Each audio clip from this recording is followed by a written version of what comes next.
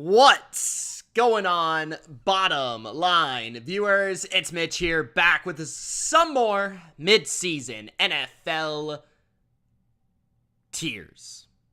This time, the quarterback tiers. We did the team tiers already. I ranked every single NFL team from number 32 to number 1. Now it's time to rank every single quarterback from number 32 to number 1. Not based on the preseason, not based on the postseason, but it's fresh, it's new here on the BLV, right in the middle of the year. How do I feel about your favorite team's NFL quarterback? How do I feel about your franchise quarterback? I'm going to let you know. And I'm be straight up, honest, no hot takes, okay? 100% real here on the BLV. So let's get to it. You know what to do. Gronk, spike the like button. Don't forget to subscribe to the channel for more NFL, and Gronk, spike that noti bell for the latest upload. It's time for another tier list here on the BLV. I figured it's late. I didn't really want to do it live, but I'm like, might as well do it live anyways. See if anybody's still up. Let's go. All right. Let's get to it. What's going on, people? Let's get my face up there. We got the tier list ready to roll. And what I'm going to do is I'm going to rank all the starters, okay? So there's going to be some extra quarterbacks you see down here. But I'm going to rank all the starting quarterbacks. So all the guys that are currently playing as of week number 9, 2022, that's who I'm going to rank, okay?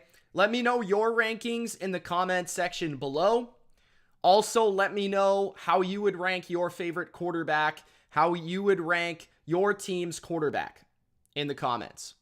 Okay, so let's get started. This is in random order. I had to make this tier list myself because it doesn't exist anywhere on TierMaker. So I went the extra mile for you guys. Show some support. Gronk, spike that like button. All right. Josh Allen is our first quarterback. Josh Allen, who I have said numerous times, in my opinion, is the best quarterback in football. There could be an argument made that it is another quarterback that we will speak about. But Josh Allen is a unique specimen. He's got the best arm in the NFL. He's got an absolute rocket, and he can throw the football from in the pocket, outside the pocket, left, right, or center, all at an elite level. Josh Allen has found over the last 3 years an ability to control the football that only few quarterbacks possess, especially with the arm talent that Josh Allen has. It's rare that you have a quarterback that throws as accurately a ball as hard and fast as Josh Allen does. On top of that, Allen has grown as an intelligent quarterback, seeing the field much better now than he even did a year or two ago. He's excellent at picking up yards with his legs when he needs to. He's very hard to take down in the open field. He's almost impossible because he's a cheat code on 3rd and 5. If you cover everything the Bills have to offer, he can still steamroll a linebacker and pick up 5 yards by his legs. And he can beat you in structure. He can beat you out of structure. He can run quarterback designed runs. He can pretty much do anything. And that is what Josh Allen is right now. And I've said it. I'll say it again. I think we're seeing the peak of Josh Allen right now. I think Josh Allen is going to be at his best this year, next year, and maybe the year after that. That is going to be the prime of Josh Allen. I think it's going to be very difficult for him to play into his 30s the style that he plays. So admire him now. Be grateful that we're watching him now, because this man is absolutely a special quarterback. There's no doubt about it. And I do think he'll be a Hall of Famer. PJ Walker is next. PJ Walker is the current starter of the Panthers, therefore I will rank him. PJ Walker has outplayed Baker Mayfield, in my opinion, so far this season. Baker Mayfield was absolutely terrible for the Carolina Panthers. PJ Walker has done a better job with the football, taking care of the football. He does a better job moving and extending plays with his legs. He does have a deceptively pretty talented arm, especially on the run. And I think he's fairly accurate as well. PJ Walker is going to go overall in the bad category. Not to say that I think he's awful, but in terms of starting quarterbacks, he's certainly on the bottom tier. I do think you can do a lot better than him. Now, he's only played like 3 or 4 games so far this year, so we don't have a heck of a lot to go off of. But I think PJ Walker is, he's not really a true starter. I think he's a solid backup. He could play for you in a pinch, but he is yet to prove in his limited playing time this year and last year that he can be a guy that can beat you with his right arm consistently. So I'm going to put him in the bad tier. Okay, Geno Smith is next. Geno Smith has been the story of the NFL so far this season. Geno Smith has been absolutely superb this season. He has been so much better than anybody would have thought.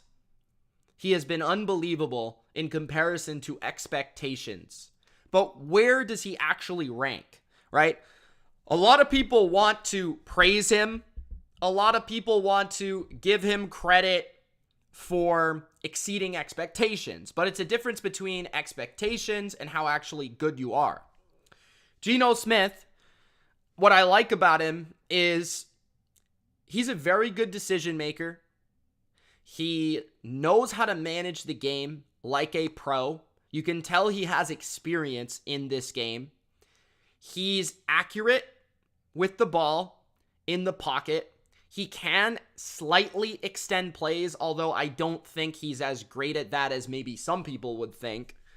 He can move a little bit, and he does have good pocket presence. He's more of a slender guy. He's not exactly built like a truck out there, so he's not really like breaking any sacks or tackles. But he does have quick feet. He does have good pocket presence. He is accurate. He has a fairly solid arm, definitely NFL starting caliber, and he can make all the throws at every level, and he's accurate with his placement on all throws. But to me, Geno Smith is a quarterback that, as good as he's been this year, as much as he's exceeded expectations, he's still a guy to me that needs to play in a structure where he is a complement to the offense. I don't think Geno Smith would be great if he were put in a spot where he had to carry his team. He had to be the sole focus of the offense. I think he can be a very nice complement to a good running game and, play in that system. But that is a lot better than we thought he was, right? So even though I've always been a fan of Geno, personally, I never thought he was going to ever be this good. So I'm going to put Geno Smith in the average, but I could buy you putting him in the good category. But for the entirety of the season, I'm going to project him as a fairly average quarterback. But again, that is considerably higher than we ever would have thought him to be before the season. I could see you putting him in good, to be honest with you, with the stats and the numbers and the wins he's put up. But I'm going to put him in the average. Jacoby Brissette is next. Jacoby Brissette is going to go into the not bad category. I think Jacoby Brissette has been a lot better than people think. Still people, when they talk about him, they're like, the Browns have Jacoby Brissette, and I'm like, yeah, and like Jacoby Brissette has been pretty good this year. I don't think he's quite been as good as Geno, but Jacoby has been surprising to me in terms of when he is protected in this Cleveland system. And again, just like Geno, I think he is a good complement to a run game and a play action game. He gets uncomfortable when he's having to be in a lot of drop back pass, but that's like a lot of quarterbacks in the NFL today. When you look at Jacoby Brissette, he has a strong arm. He converts short yardage with his run game. He's accurate down the field. He makes good, powerful throws down the field. And I think he's a pretty good intermediate thrower as well. Sometimes he makes a bad throw or a bad mistake at times, but he's a pretty smart guy as well. I wouldn't say he makes bad decisions often. So Jacoby Brissette, there are some deliberate parts of his game. Like, I think he has a long release that takes a long time. I definitely think that he sometimes misses the odd underneath throw that you wouldn't expect from a starting quarterback. But when you look at him and when he works in that Cleveland offense as an intermediate deep passer, I think he's really suited for that. So I put him in the not bad category. Kenny Pickett is next. He goes in the bad category pretty obviously. He has not done anything so far in his career that would showcase that he is good. Before the season, I thought Kenny Pickett would be a long-term solid starting quarterback in the NFL. So far from what I've seen, I definitely see the potential to be a starting quarterback, but I'm not sure if he'll ever become a franchise quarterback, if that makes sense. Now, this is only his rookie year. He doesn't have a lot going for him. Like, the offensive line isn't very good. The defense hasn't been as good. The run game is certainly awful. The receiving core has been inconsistent. So there's a lot around him that's just not good. So Kenny Pickett will have a lot more time to prove himself. I think he'll have another year after this one to prove himself. In terms of athletically, I think he's more gifted than given credit for. I think he can run. I think he can extend plays. I think he is a pretty accurate passer. But there are things from a mental standpoint that you would expect a guy like him with all the years of starting in college to be a little bit better at. You know, sometimes he misreads defenses. Sometimes he forces the football into coverage. Sometimes he tries to make a throw that simply he cannot make because he's more of a playmaking quarterback that doesn't have all the physical tools to be a playmaking quarterback, if that makes sense. So I put him in the bad category. Deshaun, we're not going to talk about. Jimmy Garoppolo is next. Jimmy G is going to go into the average category along with Geno Smith. I think they're both in, similar type of mold. I think both are average players where if they're in the right system with the right players around them, they can succeed.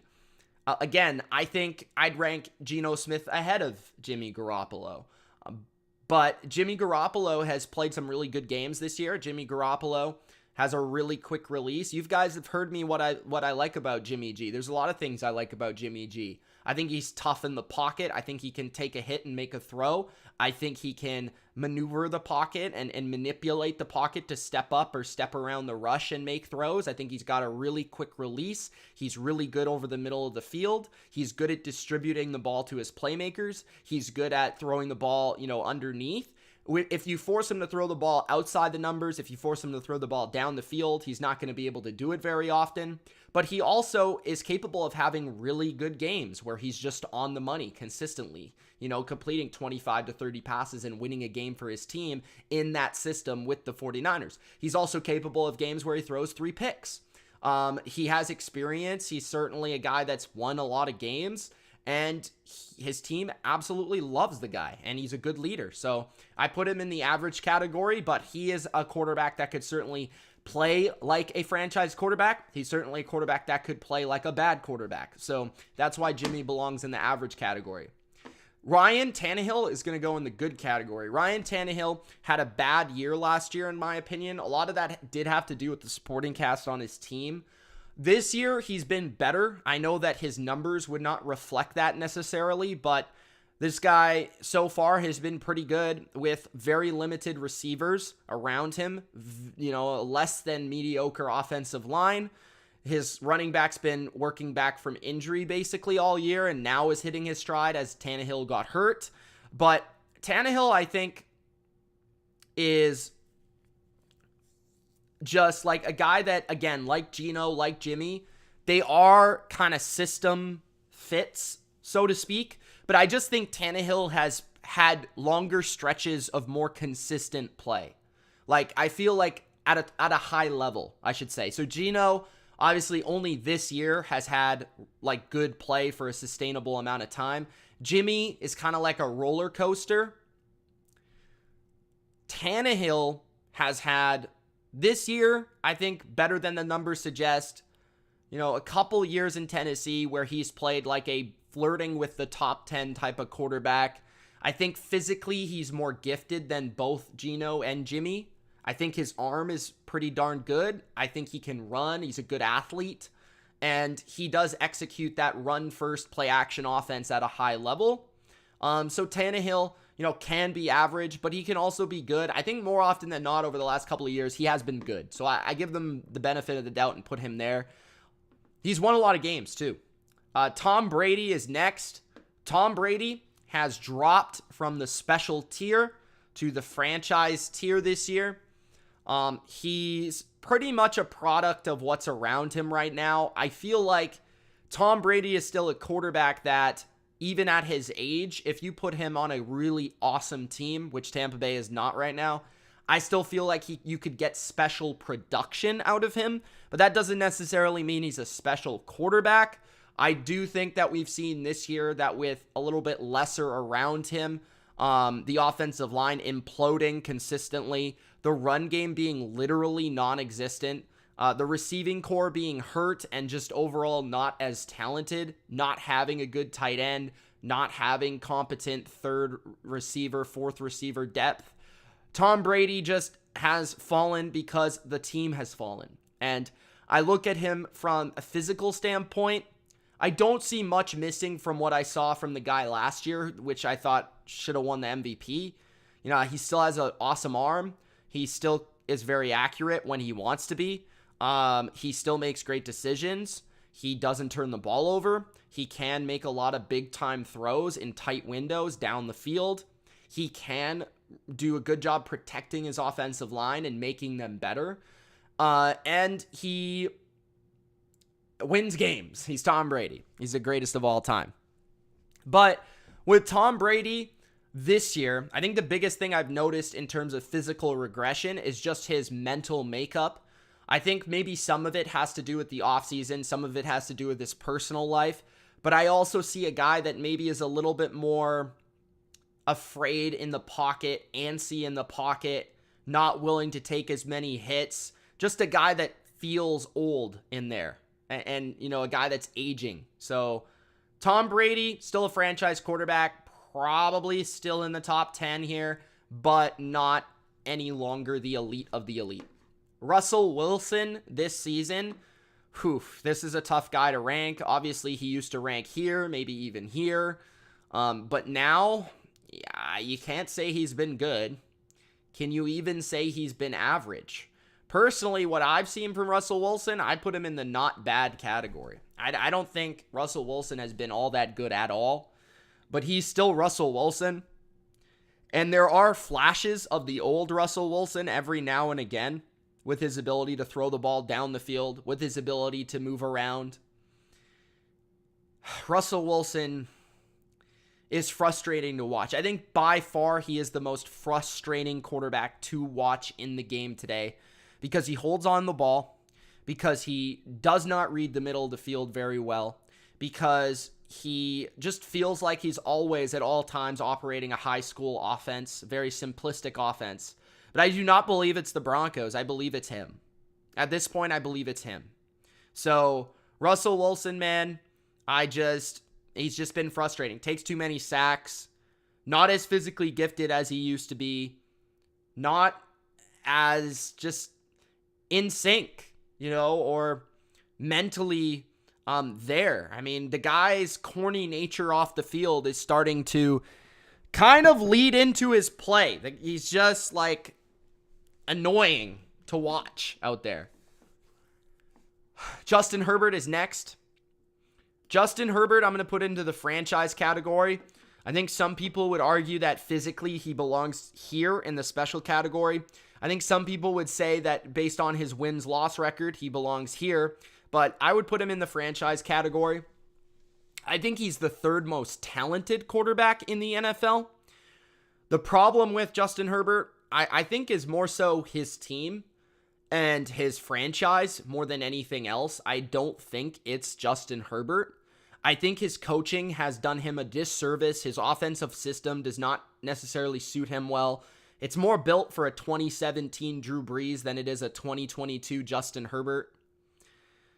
He's physically extremely gifted, though. He's got one of the best arms in the NFL. He can make all the throws. He can make spectacular all-time throws down the field.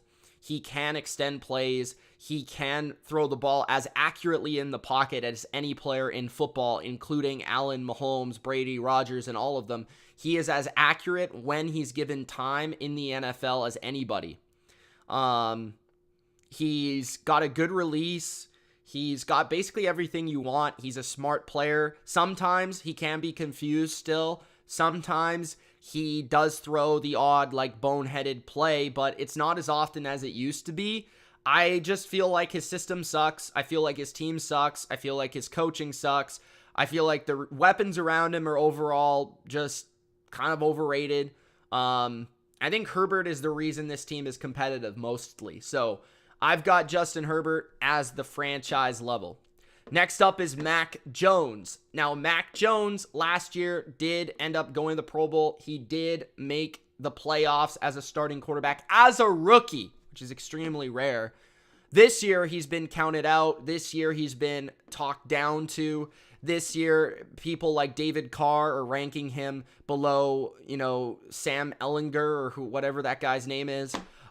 But this is my channel. This is my opinion. And as a Patriots fan, I put Mac Jones in the average category. I think Mac Jones can be better than average. But so far this year, I have not seen that he can be right now. Okay? The reason I like Mac Jones's game, okay? Mac Jones, I think, has been really a lot better this year compared to last year as a playmaker. Like, I know that his stats don't back it up. I know that people that don't watch all the games, all the drives, all the plays, Mac Jones as a playmaking quarterback has been better this year.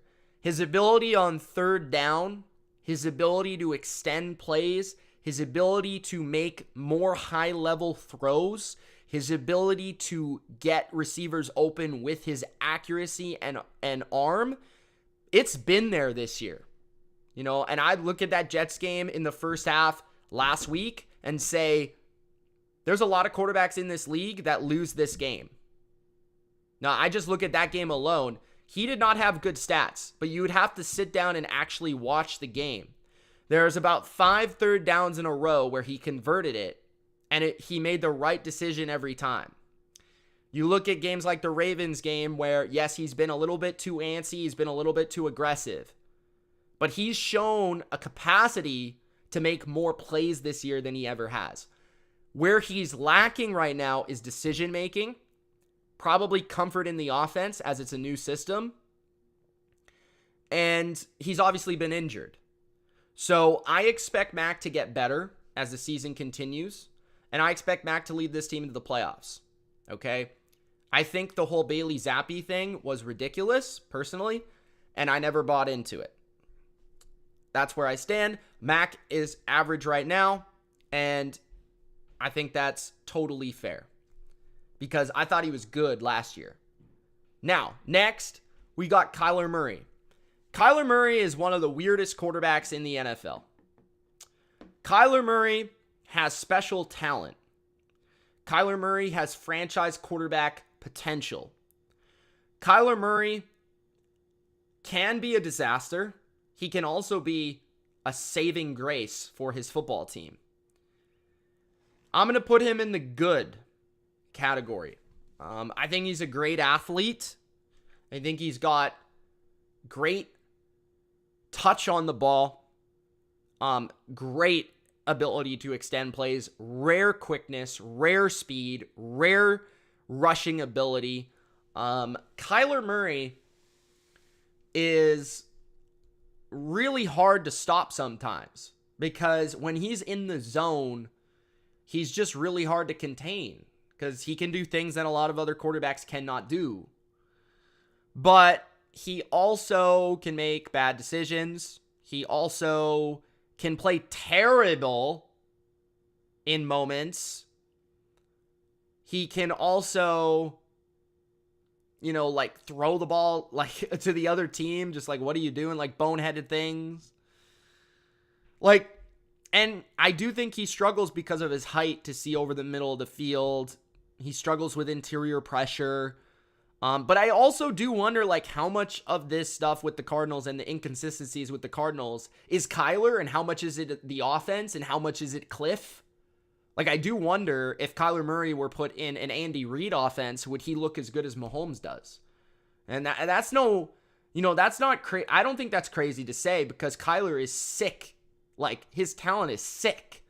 But I think the offense magnifies his flaws because of how poorly and how simple it is. How poorly designed it is, how simple it is. So, Kyler, I'm going to put in the good category. There's things I like, there's things I don't like. Next, we got Zach Wilson. Zach Wilson goes in the bad category. Okay? As much as it pains me to say that, this guy looks like he's too immature to play the position. From an off-field and on-field standpoint, I mean, I don't like his attitude right now. I don't like the way he's playing right now. He's been winning some games, but he's not taking care of the football. Whenever he's forced into any pressure, he can escape it. He can manipulate the defense. He can run around with like a chicken with his head cut off and throw the football from any angle. Off his back foot, off his front foot, sidearm, underhand, behind his back. He can do all of it. He's got really awesome talent. As a talent, he is a franchise quarterback. As a player, in the brain, he's not there as a quarterback right now.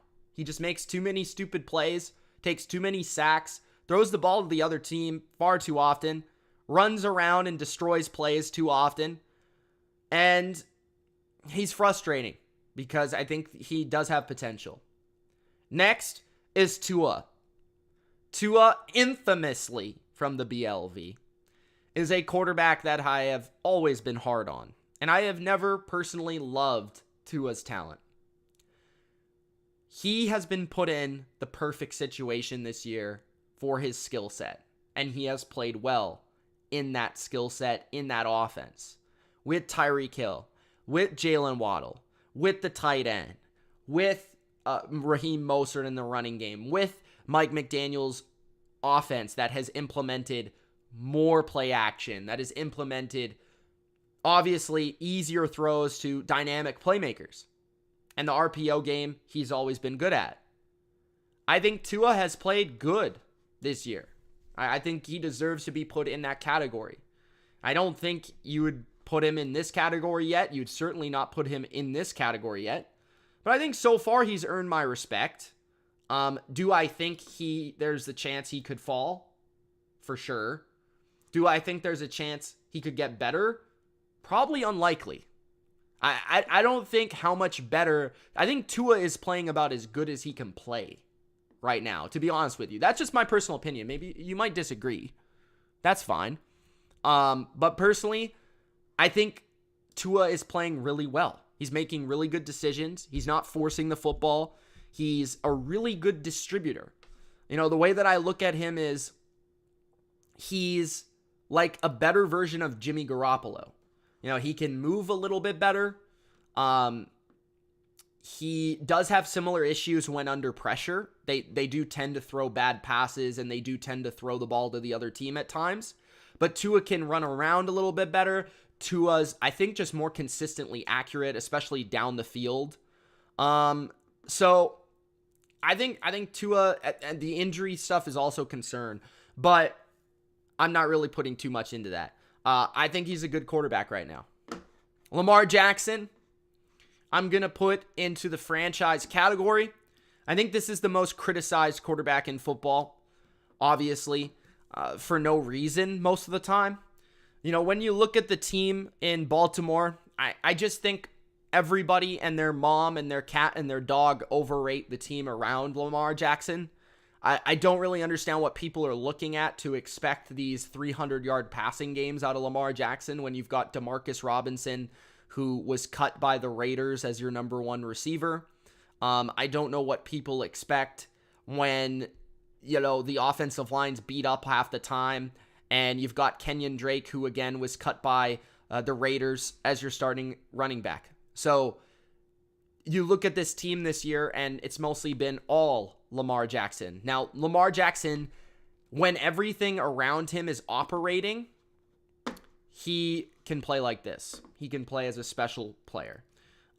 Most of the time, he is this, though, I think. He's a unique player. You can't stop the guy from a running perspective. He's always going to get his. You have to treat him as the number one threat on his team, on his offense, which is a rare thing because I think that's only Lamar Jackson and a couple other guys in this league that you have to treat Lamar as the number one weapon, as the quarterback on the team. So Lamar Jackson is the Baltimore offense, and they'll go as far as he can go. And it's sad that they have not figured out a way to support him with players that actually fit his skill set, which is quick release, middle of the field accuracy, and yet they don't know how to support him. So we'll see how it goes for the rest of the year.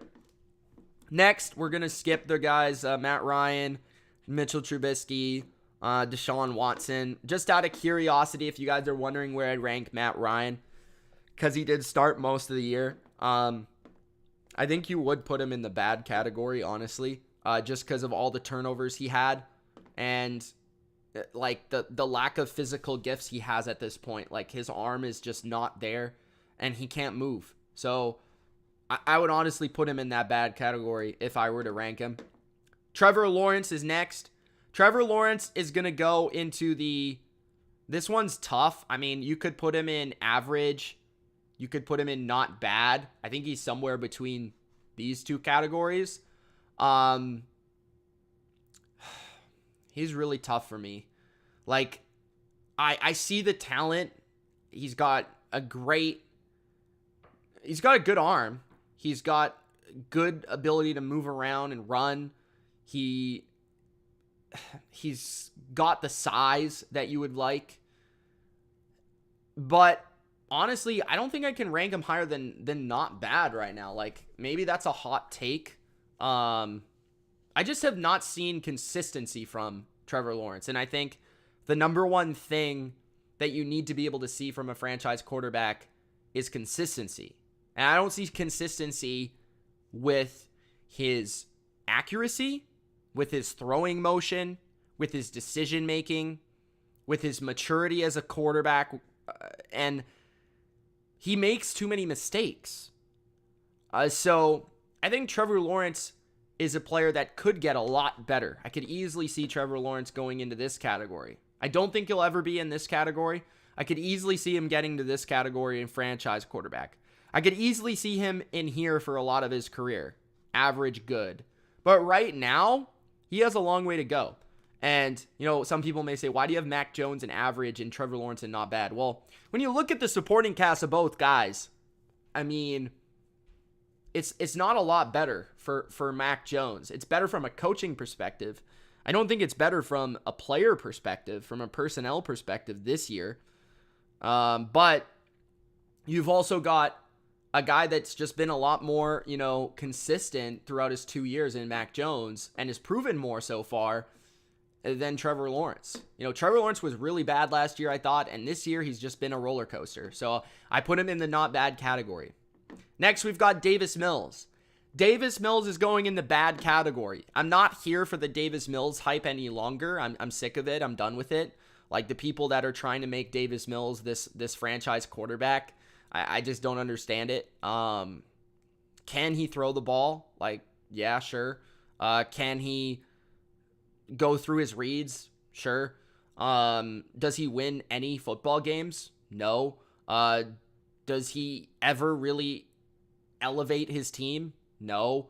Does he ever really elevate his offense by making special throws or by running around and extending plays or by being a threat with his legs or by doing anything at a high level. And to me, the answer is no. Like, Davis Mills, I think for a long time will be a quarterback that if you're a really good team, like let's say you have the Philadelphia Eagles roster and you put Davis Mills in there, I think he could go in there and be serviceable and win you some games and have a stretch where he protects the ball, he makes the good decision, and he gets the ball to your players. But I don't think, especially on a team like Houston, he would ever be able to elevate them anywhere past the bottom of the league. So to me, he's a bad starting quarterback. Next up, we've got Jalen Hurts. Jalen Hurts is a franchise quarterback. Jalen Hurts has proven that this year. I understand his team's awesome and he's got a great supporting cast. But I think between last year and this year, I think Jalen Hurts has turned the corner and proven that he's a more consistent passer this year. Although I'm not completely sold that you would love to have Jalen Hurts as a pure passer for 30 times a game, but that's not really what he is. You know, he's going to run the Oklahoma offense. He's going to run the football. He's going to be a threat with his legs. He's going to run read option. He's going to be a guy that can beat you with his legs or his arm. He can extend plays. He's dangerous down the field throwing the ball. And he makes a lot of good decisions. He rarely makes mistakes. So he is the type of guy that you want as that dual threat quarterback. Next, we've got Daniel Jones. Daniel Jones is going to go into the average tier. Daniel Jones has been really good this year, in my opinion. I think he's a lot better than people give him credit for. You know, I still see people on Twitter saying, Daniel Jones is eventually going to Daniel Jones. But I've always been a Daniel Jones fan. I've always thought that he was better than people thought. And that's because I see the skills with Daniel Jones. You know, the difference between a guy like Daniel Jones and Trevor Lawrence, Daniel Jones consistently throws the ball accurately, you know, and Trevor Lawrence does not do that. So if you're asking me who's the guy I want to make this throw in 3rd and 12 over the middle of the field, I know where the ball's going to go with Daniel Jones. He's going to put placement on the ball, and he's always been able to do that. On top of that, he's really good with his legs. I mean, Daniel Jones is an elite level runner. Other than Lamar, Kyler Murray, and Jalen Hurts, and I don't think I'm missing anybody else, maybe I guess Justin Fields. I mean, Daniel Jones is right there underneath that category of players as a rusher. So he's got that ability. He's dynamic off those play action boots. He can be a pocket quarterback. He has proven that he can protect the ball this year. And this is not even a good team he's supported by. The offensive line isn't good. The run game is good, but the receivers stink. And the defense is average. So really, what's the common denominator here in terms of wins? I think Daniel Jones isn't the guy that's necessarily carrying his team, but he's not a reason they're losing. That's for sure. So Daniel Jones, I think, is average. A lot like Geno Smith, in a way.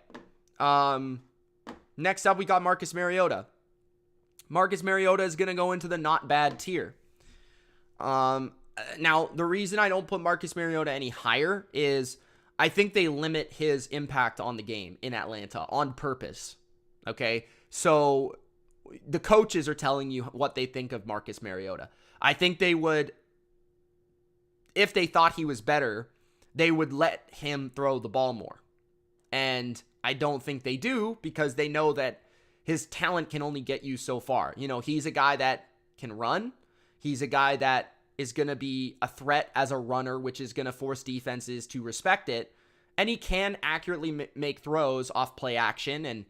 And I think Marcus Mariota is especially good when he's throwing the ball off play action in that middle areas of the field. But he's not a guy that is good in drop back pass necessarily. So I think Marcus Mariota is not a bad quarterback. Next, we've got Derek Carr. I think Derek Carr right now is an average quarterback. I love Derek Carr. I thought the last 2 years Derek Carr was a franchise quarterback. But this year, there's been times he's been bad. There's been times he's been franchise. I think the Chiefs game. There's been times he's been average. Most of the time it equates to average, to be honest with you. Derek Carr has not played well in this McDaniel system. and maybe you blame McDaniels for that, but if you watch the games and you say, well, the run game's better, the offensive line's better, Devontae Adams seems to be doing his thing. The only players that have regressed are Derek Carr and Hunter Renfrow. And Derek Carr, for a lot of his career, has been a little bit of a roller coaster as a quarterback, and we know this. He's had stretches that he's played really, really well. He's had stretches that he hasn't played very well. And Derek has just made too many mistakes this year. But the thing that kills me with Carr is there's times where he will make a really awesome play. And you'll be like, well, that was Derek Carr from last year. Like, he'll step up in the pocket and launch it over the head of 2 defenders right into the, hands of his receiver and all that. And he'll make awesome throws sometimes, but that just hasn't been there as much this year as it was last year. So, average. Next up, we've got Justin Fields. I'm going to put Justin Fields into the not bad category. There's been recently a surge of Justin Fields support and Justin Fields backing, so to speak. And I think that's fair because he has played better recently. But I think if you take like a 3-game stretch and then proclaim that he's a franchise quarterback because of 3 games he's played, I think that's a little ridiculous. So for me, I do think he's going to play better as the season goes on, which I do think he can play, average level. But here's my problem with Justin Fields. My problem with Justin Fields is just him as a passer in general.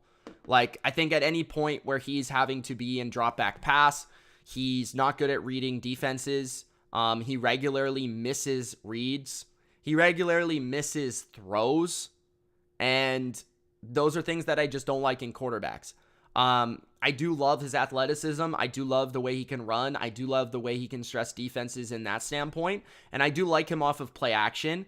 But in terms of a guy that accurately can throw the ball at all levels of the field consistently, a guy that's going to read the field, a guy that's going to get the ball to where it needs to go, Justin Fields has not proven to be that guy yet. Has he had really good performances this year? Sure. Has he had really bad ones? Yes. So Justin Fields, not bad category for me. Kirk Cousins is going to go in the good category. I think you could argue he's franchise category, but I don't think any lower than that. 6-1 so far this year on the record books. Kirk Cousins, very accurate passer in the pocket, especially. Not very good on the move, not very good at extending plays. Sometimes can make and miss some reads at times where like he's trying to go for the big play and he should just kind of like check it down sometimes. He does tend to do that a little bit more than you would think. But for the most part, Kirk Cousins is a really, really good quarterback. Like, he gets way too much hate because he's a nerd, but he's accurate. He's got a good arm. He is smart. He gets the ball to where it needs to go. And yeah, it's not flashy or anything, but Kirk Cousins is a good quarterback. Jared Goff is like a worse version of Kirk Cousins. I think Jared Goff goes in the not bad category. I think at times this year he's played at average or even good, but I think you've seen his deficiencies in games where his full receiving core isn't there. He just makes a lot of bad decisions. Like, he turns the ball over too much, in my opinion, and he's not as consistently accurate as some of the guys in the average category. I don't think he throws the ball consistently like Mac or Geno or Daniel Jones. So you look at Jared Goff and he's got a good arm, but he sometimes he's afraid to make a big throw down the field. Sometimes he gets scared by blitzes and pressure. Sometimes he fumbles the ball. Sometimes he throws it right to the other team. There's far too often that he plays like a bad quarterback for me to put him any higher. So, but I do think that he has also managed an offense that's pretty productive. So you've also got to give him credit for that because he is the quarterback at the helm for an above average offense. So I give him credit for that and saying that he's not bad. Next, Matthew Stafford. Oof, this is tough. I'm going to put Matthew Stafford in the good category. And you guys know I love Matthew Stafford, but this year I have definitely seen regression from Stafford. I do think a lot of it has to do with his team. Obviously, the offensive line sucks. The run game is terrible. And the defense isn't as good either. But I've also seen Stafford, like, just compare Brady to Stafford, right? Brady and Stafford. Brady makes way better decisions. Stafford, I've seen some regression in his arm talent and all that stuff. I've seen he's not making as many big throws. He's not making as many tight window throws. He still can make some sick throws, there's no doubt. But he just makes bad decisions too often, turns the ball over too often. And that's what's holding him back, in my opinion, from me putting him back in that franchise tier where he definitely was last year. He had even times last year played at this category. So I'm going to put him in the good. And then next we've got Josh Allen, number 2. No, I'm just kidding. I don't know why there's 2 of them. Jameis Winston, no. Baker, no. Joe Burrow is going to be next. And Burrow's probably going to be controversial because I think there's some people that think he's a special quarterback. But I'm only going to put him in the franchise quarterback level because, again, I said it on my review show. I've never seen Joe Burrow without Jamar Chase be a high-level quarterback. That might be criminal to say because it's like, oh, well, you take the number 1 weapon away from any quarterback, how would they look? Well, you know, I guess we need more sample size because you see what Mahomes has been able to do with Tyreek. Obviously, Zach Taylor is the coach and not Andy Reid. But Joe Burrow, there's just things about his game that I don't think lead him to be that special category. Like, holds on the ball too much, takes too many sacks. I think his arm is good, but not great. I don't think he makes a ton of, like, crazy throws where it's like, wow, that was an amazing into double coverage, right in the breadbasket type of throw. He's not a dynamic athlete. Not in the level of Herbert, Mahomes, Allen, for sure. But he is a very accurate passer. He is tough as nails. There is something with his charisma and his leadership that definitely is there. So, Joe Burrow, good quarterback. Next, Dak Prescott. I'm going to go with the good category. I think some Dallas fans would say, oh, he's a franchise quarterback, and that's fine. Franchise also just means very good, guys. It was just a different word to put there. Instead of good and very good, I just put franchise quarterback. So think of it that way. But Dak Prescott, it's been joked that he is kind of the black Kirk Cousins. But he kind of is. I think Dak's a little bit better because I think Dak is physically better in terms that he can run better. He's stronger in the pocket. I think he's like, He can be a machine technically, mechanically, throwing the football when he's at his best. But this year, we haven't seen him at his best. He's been hurt. He's been working his way back. He doesn't have all the weapons around him. And my biggest point of negativity towards Dak is that Dak is just like, he's one of those quarterbacks that has never proven that with less than stellar weapons, he can be a special player. You know, the really great quarterbacks, Allen, Mahomes, Brady, Rodgers, Lamar even, have proven that they're still really damn good without all these weapons around them. Dak has not proven that as much. You even see the drop-off without Amari Cooper there. So next, we've got Aaron Rodgers. Aaron Rodgers, to me, is still franchise level. I understand he's taken a lot of criticism, and I understand a lot of people dislike him, and that's totally fine. That's your prerogative.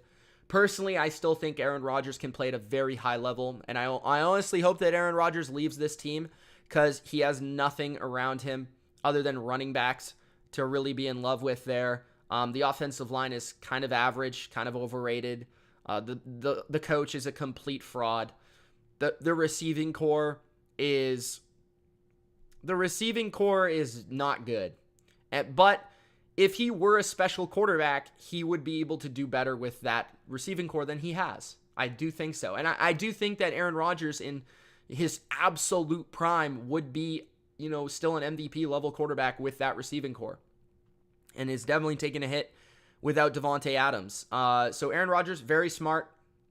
Still a very, very good game manager in terms of, when to hurry up and try to get a flag on the other team. Controlling the pace of the game, when to call a timeout at the line of scrimmage, when to audible. He's an exceptional game manager in a way that only Tom Brady is in the NFL. So he's really good at that. He's an excellent accuracy quarterback, really good arms still, really high level of throwing from different angles still. Is he as athletic as he used to be? No, but he can still extend plays and make things happen. One of the areas that I don't love Aaron Rodgers right now is how conservative he plays. I think he doesn't take enough chances, which definitely kills him this year. But I think overall, he's still a really, really good quarterback. Next, Patrick Mahomes. Mahomes goes into the special category. And those are the two special quarterbacks in the game. It's Mahomes and Allen. They're both really good. Mahomes in a little bit of a different way than Allen. I think Allen is more of just an absolute beast. Like, Allen is just a man-child. He just bullies people. I think Mahomes is more of like, he's become a really good executor of what Andy Reid is trying to do. And he's partnered that with flair and playmaking ability. I think he used to be a guy that was solely a playmaker. And it worked because they were so amazing at all the skill positions. Tyreek Hill, you look at what he's doing in Miami, right? Now, Mahomes is a little bit less of that, like, throw the ball down the field all the time. He's more of a patient player. He's a smarter player. He's a more mature player. He's a better manager. And he's also still sick in terms of making those big plays. But he knows when to and when not to, which I think is the difference now for the most part. I mean, he's only really had one game that I can say where he's just not settled down, because that used to be his problem. He was too antsy. And that was the Colts game. Other than that, I think he's been superb. So I think you put him in the special category. And the final category, or final guy to rank, is Andy Dalton. And honestly, so far, I think Andy Dalton has played as a not bad quarterback. I'm going to be honest with you. Like, Andy Dalton has, and I think it's mostly because of his experience. Like, behind that offensive line in New Orleans that protects him well, he accurately throws the ball. He doesn't make a lot of mistakes, except for the Cardinals game. And yeah, like, he does a good job distributing to his playmakers around him. Like, it's possible that Andy Dalton is better now than he was 3 years ago. And maybe it's just the fit of the team that he's on. I think that's kind of possible, because Andy Dalton used to be a good quarterback in his heyday. So that is my list. That is my tier rankings. I appreciate the Gronk spikes. I also appreciate the dislikes for those of you that didn't like my ranking of Mac Jones. But I appreciate all the support regardless. If you enjoyed, don't forget to Gronk spike that like button, guys. Don't forget to show support for the channel. Don't forget to subscribe to the channel. Thank you so much for watching. Let me know if you want me to do another tier ranking in the comment section below, and I will think about it this week. Mid-season tier ranking, or let me know any other mid-season video you would like to see, because we had great support on the first tier rankings video, and hopefully we get the same on this. Thanks for staying up late. It's Mitch. Peace.